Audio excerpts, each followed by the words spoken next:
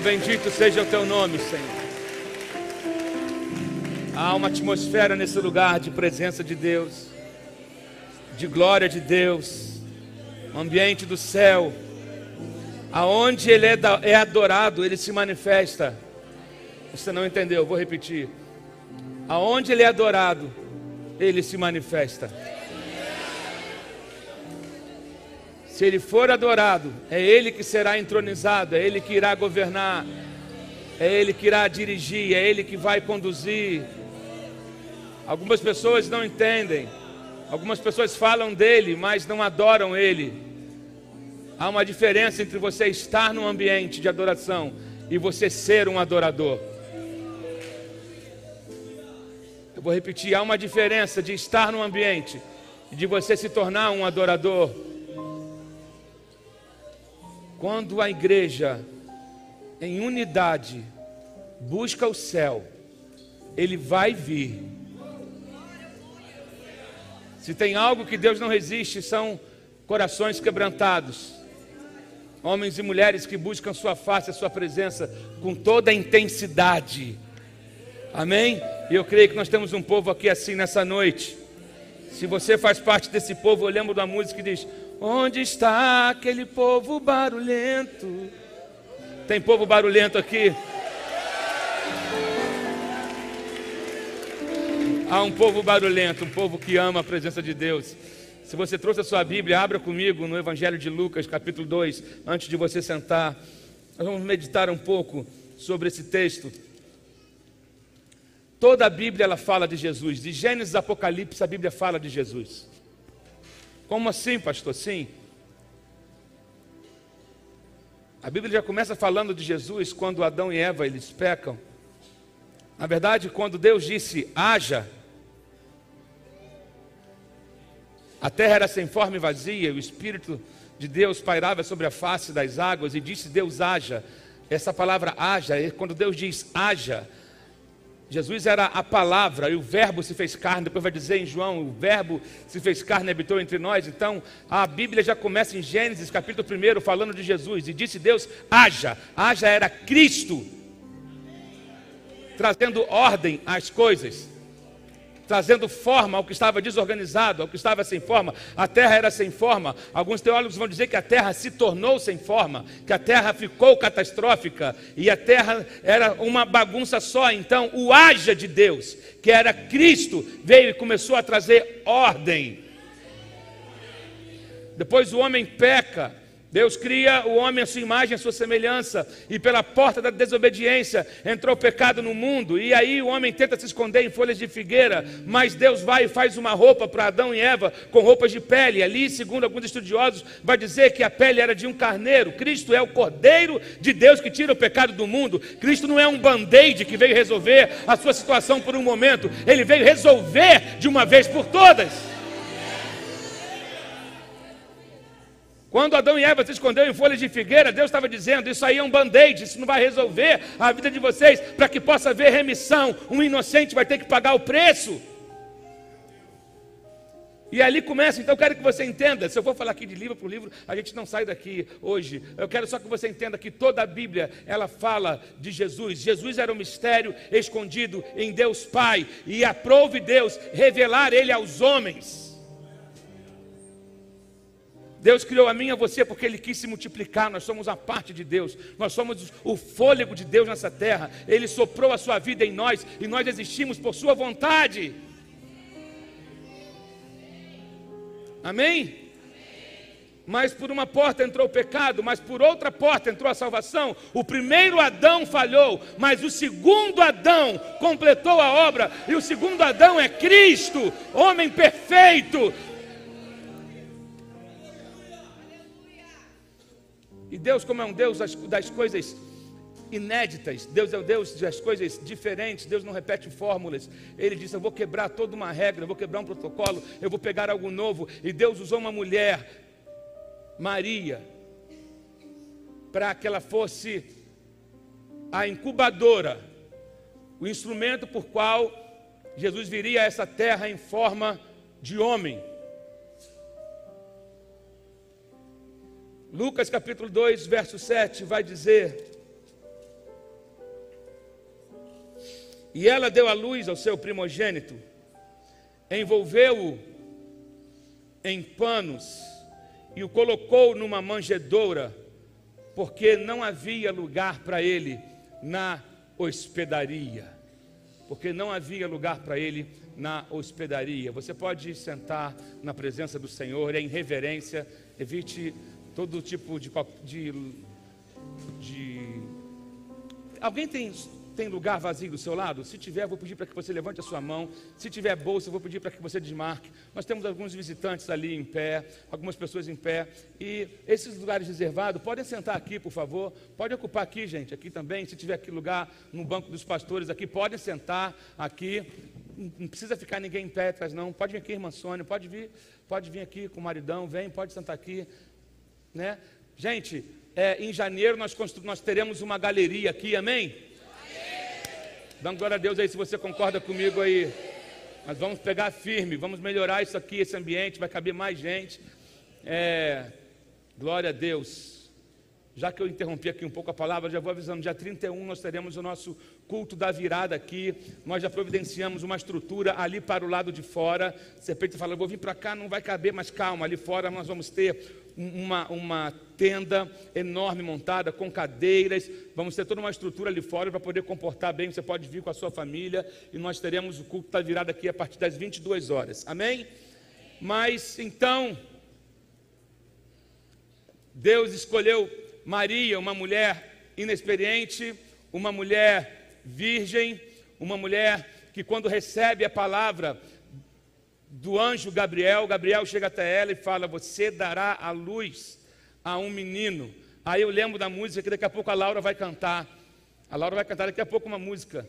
Porque quando começa a acontecer o diálogo entre Gabriel e Maria, olha Maria, você dará à luz, e esse menino, ele será o salvador da humanidade.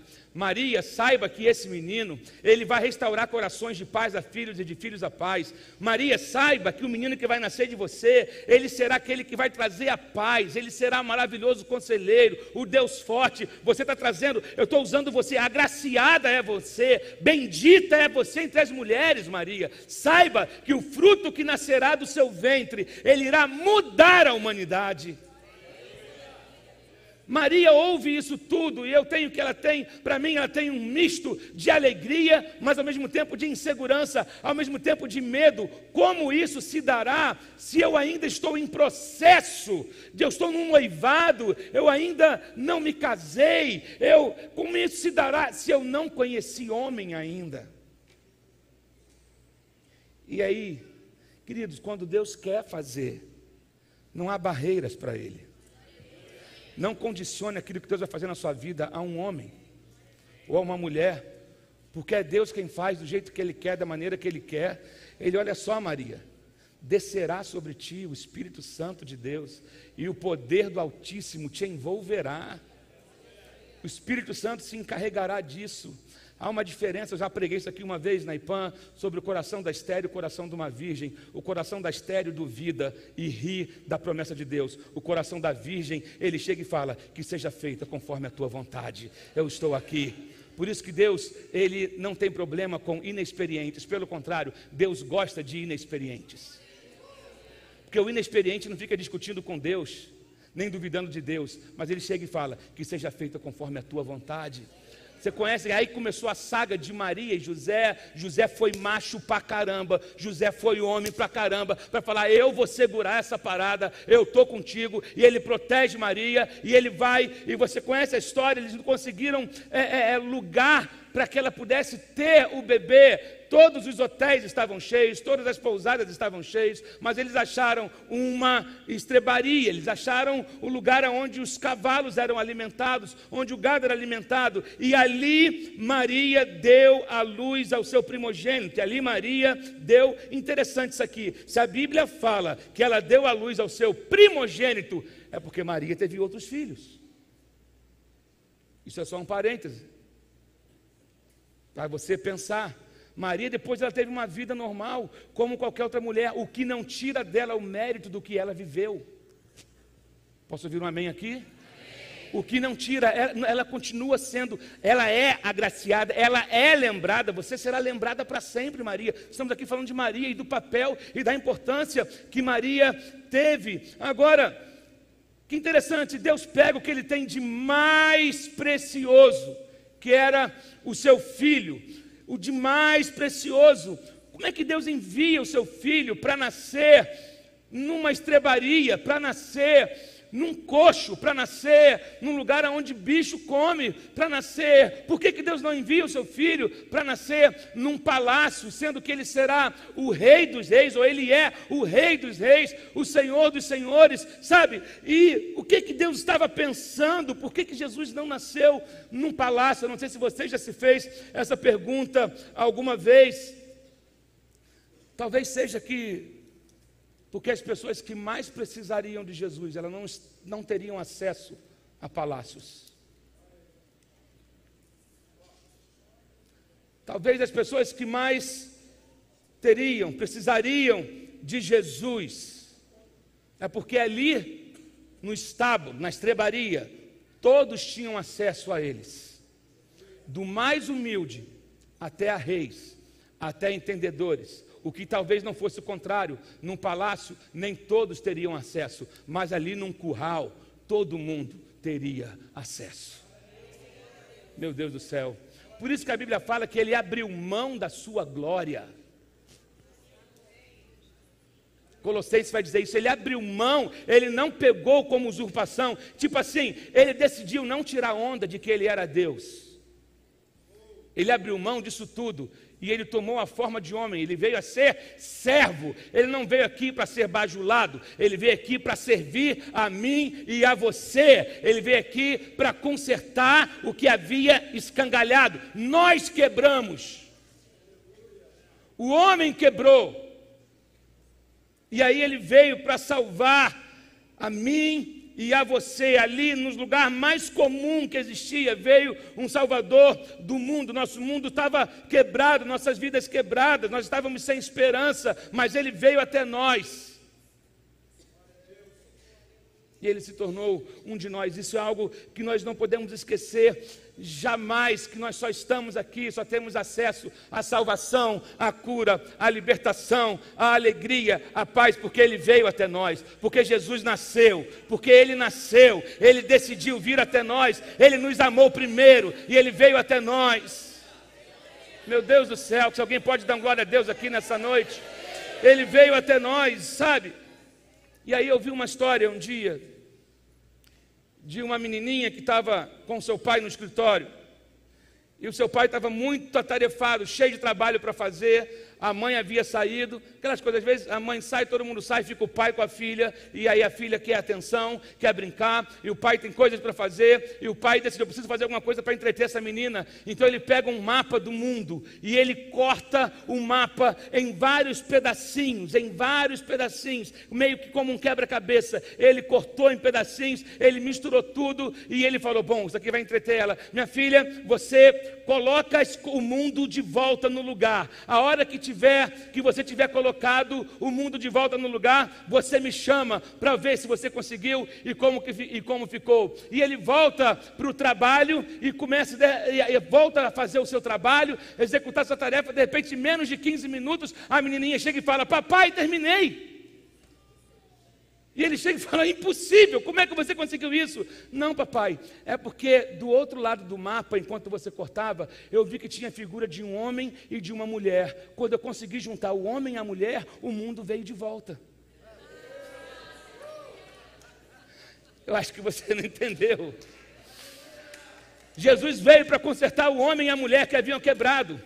Se ele conserta o homem e a mulher, o mundo tem jeito. Se ele conserta o homem e a mulher, a cidade tem jeito. Se ele cura o homem e a mulher, a família tem jeito.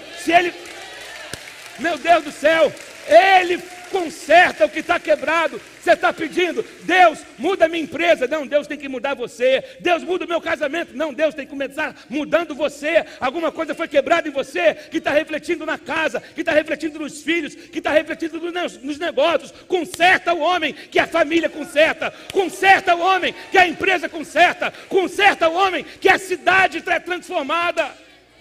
Por isso que Jesus veio, para consertar o que está quebrado. Talvez você entrou aqui detonado, quebrado nessa noite. Então está tentando fazer tudo. A hora que você deixar com que Deus coloque jeito na sua vida, tudo mais em volta vai entrar no seu lugar. Meu Deus, foi o que Deus fez por nós. Ele viu homens e mulheres cujas vidas estavam confusas, sem direção, perdidas, despedaçadas. Então o Deus invisível se tornou homem, se tornou carne entre nós e providenciou tudo o que nós precisávamos para sermos restaurados. Ele providenciou tudo. Jesus Cristo foi o presente de Natal perfeito. É interessante como que as pessoas celebram o Natal e não têm noção do que estão celebrando. As pessoas trocam presentes, os shoppings ficam cheios, as pessoas ficam, sabe, e não têm noção do que elas dão Feliz Natal e não sabem o que é Feliz Natal. Natal é Jesus em nós. Cristo em vós, a esperança da glória. Natal para a gente é todo dia. Natal para a gente é dia 25, é 26, é dia 1º, é dia 3 de fevereiro, é de janeiro a dezembro. É Natal, porque vivemos para Ele, porque existimos para Ele, porque somos dEle e Ele é nosso. Eu sou dEle e Ele é meu. Isso é Natal. Meu Deus do céu. Sabe, através do nascimento, da vida, da morte e ressurreição de Cristo, nós temos acesso a 3 coisas, há muito mais, mas eu separei 3 coisas. Nós temos acesso ao perdão.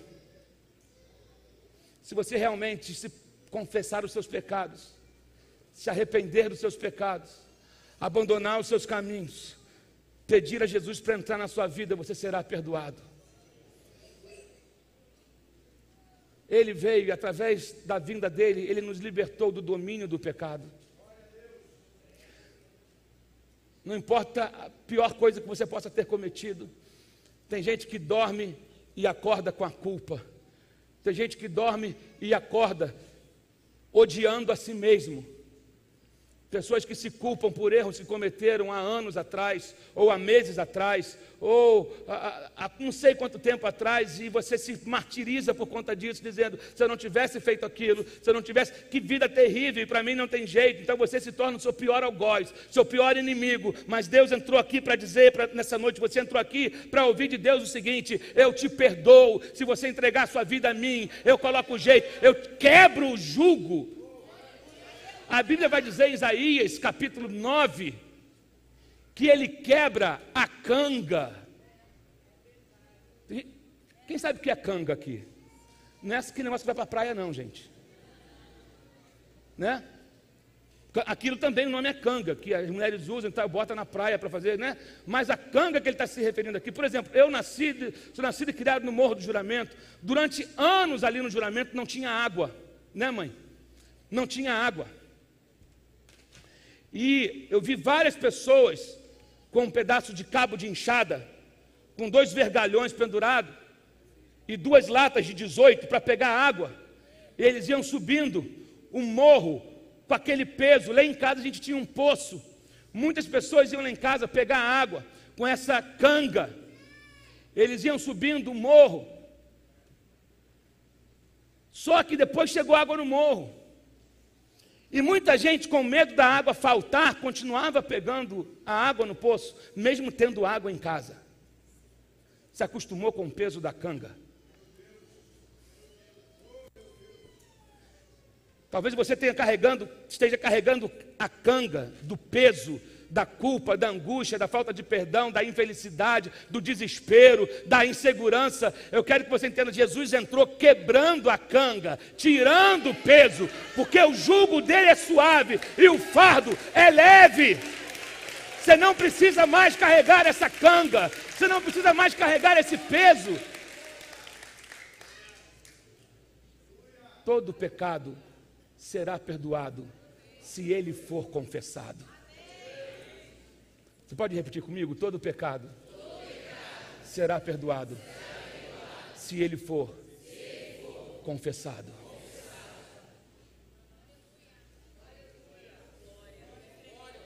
Não importa Eu sempre conto um testemunho, porque é quem me vem à cabeça, porque a gente tem que falar das experiências que a gente tem. A gente não pode só ficar falando da experiência dos outros. Mas eu já contei aqui uma vez o testemunho de seu Paulo. Ele já faleceu. Deus já o levou. Mas seu Paulo, ele tinha sido um policial muito cruel no Rio de Janeiro. Muito cruel. Ele ia na igreja todo domingo, não perdia um culto. Ele ajudava, ele trabalhava, mas ele não se decidia por Jesus, porque ele achava que o que ele tinha feito não tinha perdão. E eu sempre encontrava com ele quando terminava o culto na porta da igreja. Seu Paulo, quando é que vai chegar o seu dia? Ele falou: pastor, eu fui muito mal. Pastor, eu fui muito mal. Pastor, eu matei muito. Pastor, eu fiz muita coisa errada. Pastor, eu não consigo me enxergar perdoado. Não consigo, para mim não dá. Mas ele sempre exposto à palavra. Até que um dia, num culto de um dia de semana, seu Paulo, gente fazendo apelo, seu Paulo vem à frente. E aí depois conversando com ele, ele falou: pastor, eu tive uma visão no terraço da minha casa. Eu estava no terraço da minha casa, e um homem de branco apareceu para mim. E eu comecei a chorar, e ali eu tive meu encontro com Jesus, eu me senti perdoado. Mas eu quero que o senhor entenda o seguinte: cada vez que o senhor encontrava comigo na porta da igreja, e vinha com seu dedinho e fazia assim em mim, parecia uma broca entrando dentro de uma rocha. Eu guardei todas as palavras que o senhor sempre ministrava, que o senhor sempre pregou. E hoje, pastor, eu posso dizer: eu estou perdoado. Ele se converteu, ficou mais um tempo e depois Deus o levou. Não há pecado que não possa ser perdoado. O único pecado que não pode ser perdoado é aquele que não é confessado. E aquilo que não é confessado, você está alimentando o diabo. Porque o diabo se alimenta de escuridão, de trevas. Então tudo que está em oculto é alimento para o diabo. Mas hoje você vai botar o diabo de fome. Você vai declarar greve de fome para o diabo. Eu não vou deixar nada oculto, eu vou trazer para a luz, eu vou confessar para Jesus. Outra coisa que nós recebemos através do nascimento de Jesus, a renovação da nossa fé. Talvez você tenha até recebido Jesus há um tempo atrás, mas você não está mais próximo como você estava antes. Assim como Pedro andou perto dele. E Pedro disse que jamais o negaria. Pedro disse que jamais... Jesus, eu posso falhar em tudo, mas nisso aí não. Estou pronto para ir contigo, para ir para a morte.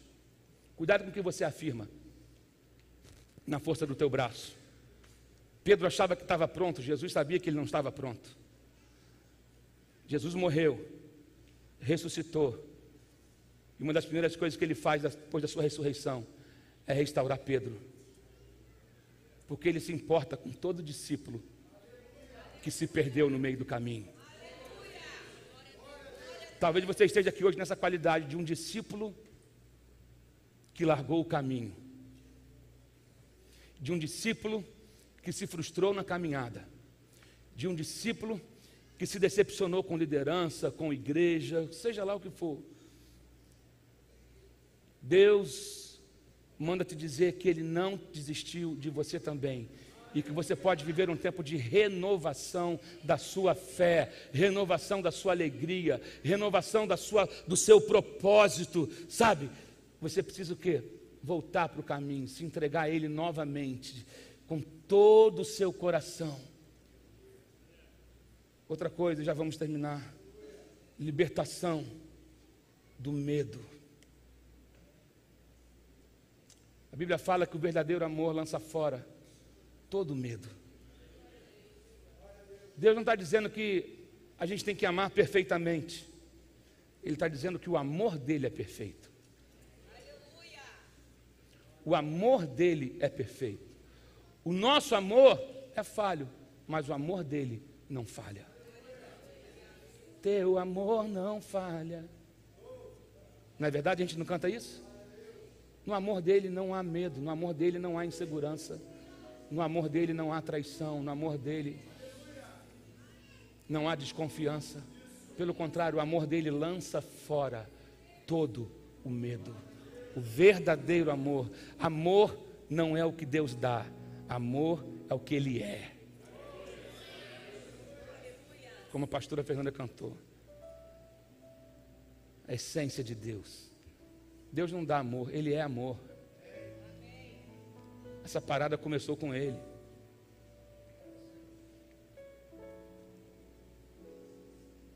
Eu não sei qual medo que você tem aqui. Medo de fracassar, medo de confiar, medo de tentar de novo. Medo da mudança que Deus está direcionando você para fazer. Deus já abriu sinais para você dizendo: eu vou mudar você. Mas você está com medo de romper com o antigo. Você está com medo de romper com aquilo que lhe é favorável, confortável, ainda sabendo que não é o melhor para você, ou que o tempo daquilo já acabou. Mas algumas pessoas têm medo do novo. Ele está dizendo: eu liberto você desse medo hoje. Deixa eu falar uma coisa: Deus jamais vai te enviar para um lugar sem antes Ele já estar lá te esperando. Tudo que você precisa já está lá. Ele preparou tudo para você. Verdadeiro amor lança fora todo medo. Quarta coisa, Ele restaura os relacionamentos. Muitas pessoas foram feridas em relacionamentos, sabe? E aí deram lugar à amargura, à raiva. Você não era assim, mas você se tornou assim por conta de decepção. Houve uma mudança em você, no teu temperamento, no seu comportamento, porque a vida fez isso de você, ou situações, você não escolhe o que a vida traz para você. Isso a gente já está cansado de ouvir. Você não tem como escolher o que a vida traz, mas você pode escolher como se comportar a elas. Como você vai se comportar diante delas. E às vezes não é fácil se comportar de maneira educada. Às vezes nossos instintos primitivos voltam, né? Por conta de decepções. Você confiou demais em alguém e de repente você viu que não era seguro como você pensava. Na verdade não existe nada 100% seguro nessa terra. Segurança plena só em Cristo. Se eu estiver nele, Ele é minha rocha, Ele é meu fundamento, Ele é minha força. Aí pode vir o vento, pode vir a tempestade, pode cair a chuva, pode vir as enchentes, porque eu permaneço seguro. Eu não serei abalado. Agora, Ele restaura relacionamentos. Ele restaura relacionamentos. Você precisa deixar Ele trabalhar na sua vida. Deixar Deus trabalhar, entregar a Ele o controle de todas as coisas. Eu não sei se tem pessoas aqui que precisam ser restauradas em relacionamentos familiares.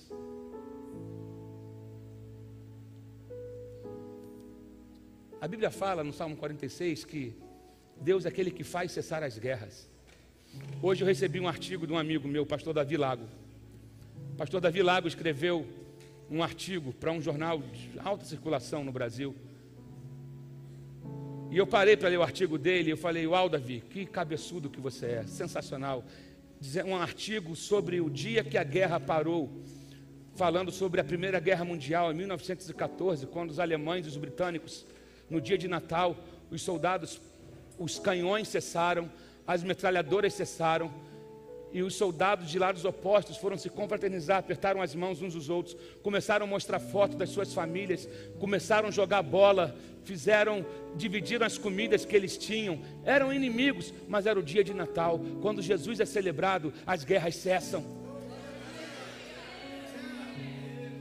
Isso entrou para a história, você pode ler sobre isso, o dia que a guerra cessou, e era um dia de Natal. A partir daquilo, as esposas dos combatentes começaram a se corresponder umas com as outras, porque decidiram celebrar Jesus. A guerra. Salmo 46 diz o quê? Ele faz cessar as guerras. A questão é que enquanto você estiver defendendo o seu direito, a sua razão, às vezes as coisas vão só piorar. A partir do momento que você trouxer Jesus por centro, a guerra cessa. E aí a restauração dos relacionamentos, meu Deus. Quero que você feche os teus olhos nessa hora.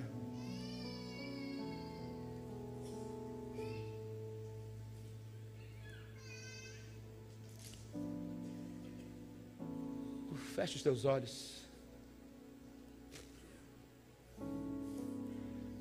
Eu não sei se é o que você precisa aqui hoje é se sentir perdoado por Ele. Eu não sei se você precisa aqui hoje de uma renovação da sua fé. Eu não sei se você precisa aqui hoje ser liberto do medo.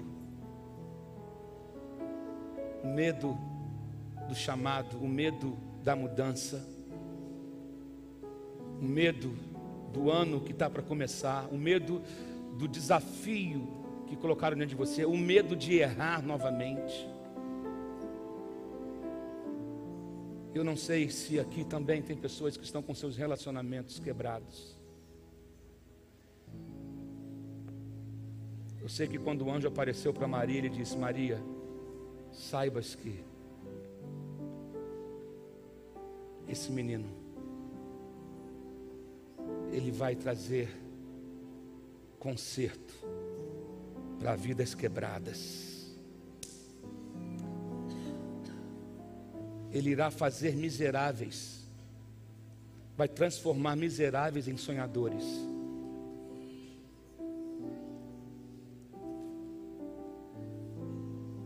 É para isso que ele veio. Por isso que ele veio como carpinteiro, para colocar, trazer, dar forma ao que está sem forma, endireitar o que está torto.